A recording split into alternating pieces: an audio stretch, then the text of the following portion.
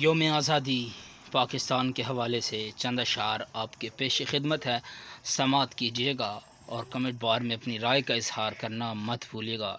शायर हैं मोहसिन भोपाली, लिखते हैं मिला नहीं वतन पाक हमको तोहफ़े में, मिला नहीं वतन पाक हमको तोहफ़े में, जो लाखों दीप बुझे हैं तो ये चराग जला।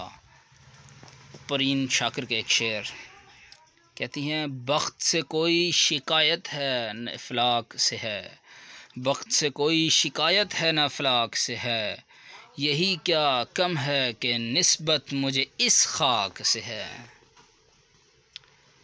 सबा अख्तर लिखती हैं ज़लज़लों की न दस्तरस हो कभी, ए वतन तेरी इस्तिक़ामत तक हम पे गुज़रें क़यामतें, लेकिन तू सलामत रहे क़यामत तक, तू सलामत रहे क़यामत तक।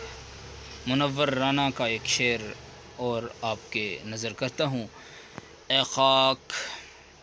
ए खाके वतन तुझसे मैं शर्मिंदा बहुत हूँ, ए खाके वतन तुझसे मैं शर्मिंदा बहुत हूँ, महंगाई के मौसम में ये त्यौहार पड़ा है, महंगाई के मौसम में ये त्यौहार पड़ा है।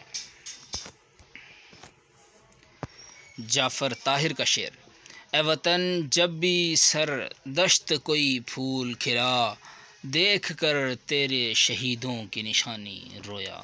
वाह, है मोहब्बत इस वतन से अपनी मिट्टी से हमें, इसलिए अपना करेंगे जानो तन कुर्बान हम। ये नीर आज़म का शेर था जो आपको सुनाया गया।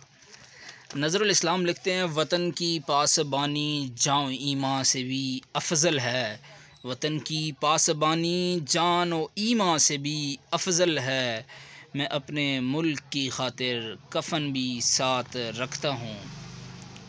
मुझे थोड़ा सा एतराज़ है, ईमान से अफजल कुछ भी नहीं है।